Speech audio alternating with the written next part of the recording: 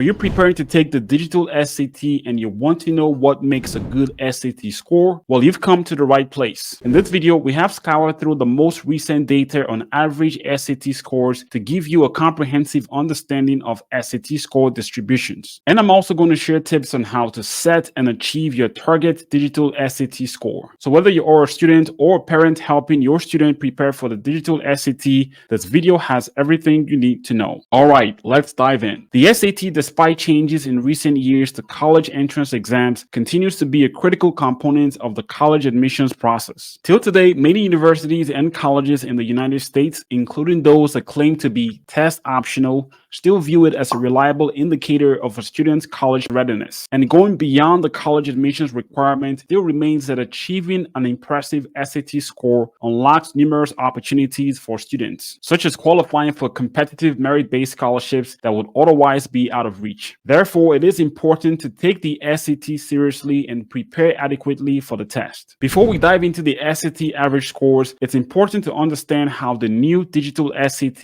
is scored. The digital SAT consists of two main components, which are the math and evidence-based reading and writing section. Each component is scored on a scale of 200 to 800, with the total possible score being 1600. As an aside, there is an essay section of the SAT that is only available in certain US states. This essay is scored from a band of 2 to 8 in 3 different dimensions, which are reading, analysis, and writing. However, the score on this essay does not factor into your overall SAT score of 1600. Now, here are some interesting stats about the SAT in the most recent year of 2023. In 2023, about 1.9 million students took the SAT, which interestingly represents a 9% increase from the number of students who took the SAT in 2022, and comparatively is a 13.6% decrease from the number of students who took the SAT in the pre-pandemic year of 2019. The national average overall ACT score in 2023 was 1,028, which is 22 points lower than the national average SAT score in 2022, and 31 points lower than the national average SAT score in the pre-pandemic year of 2019. Now, this national average SAT score of 1,028 breaks the record for the most severe year-over-year decline in average SAT scores since 2016. And when you look across national average scores of the individual sections of the version of the SAT introduced in 2016, the math section has continuously been the lowest scoring section. Now, students looking to attend a state school might be particularly interested in SAT scores at the state level to know how they compare to other in-state students. The state with the highest average SAT score in 2023 was North Dakota with an average SAT score of 1,287, while the state with the lowest reported average SAT score was New Mexico with an average SAT score of 901. So if you were planning to attend an in-state university in New Mexico with an SAT score of 1,028, which was the national average score in 2023, you will still be above your New Mexico peers. However, when comparing SAT scores between US states, it is important to also consider the percentage of graduates from each state that took the SAT in that year. For example, while North Dakota reported the highest SAT score in 2023, only 1% of graduates from North Dakota took the SAT in 2023. Thus, the reported SAT score from a state of North Dakota is drawn from a very small sample compared to a state like New Mexico, where 94% of graduates took the SAT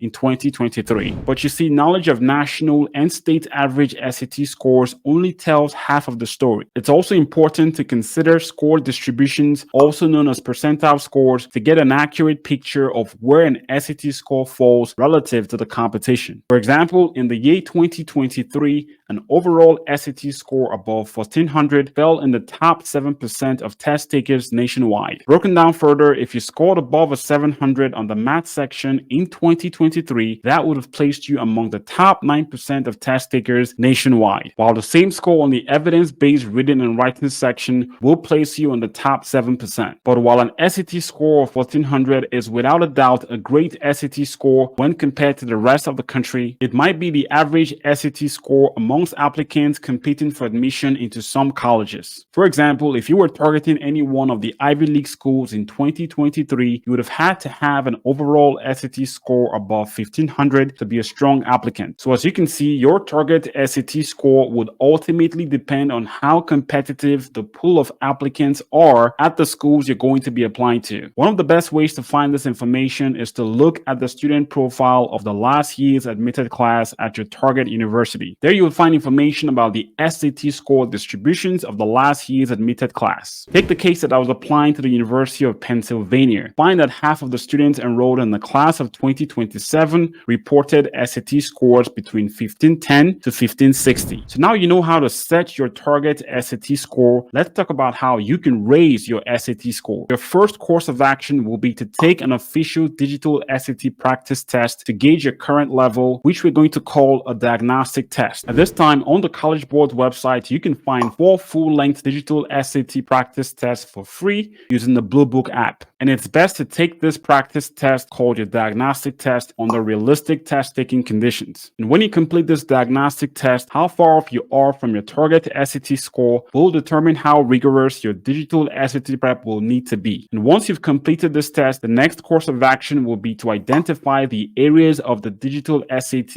where you're strong and the areas where you need improvement. This is where working with the right digital SAT prep resources such as books, online prep courses, or private tutoring become very important. And to help you find the best prep resources, you can watch our reviews of the best digital SAT courses and private tutoring companies on the market, which I'm going to link down in the description section of this video. It's equally important to create and stick to a structured study schedule. Whether you can devote 1 hour per day or an entire weekend to SAT prep, finding a schedule that works for you and sticking to that schedule is essential. Now, it's critical to keep in mind that while having a high SAT score can give you an edge over other candidates, they should not be the only factor to determine your success in the college admissions process. Along with your SAT scores, your GPA, extracurricular activities, letters of recommendation, and college essays also have significant roles to play. These factors provide colleges with a more comprehensive view of your skills, talent, and potential as a college student. Hope you found this video useful and wish you the best of luck in your digital SAT prep.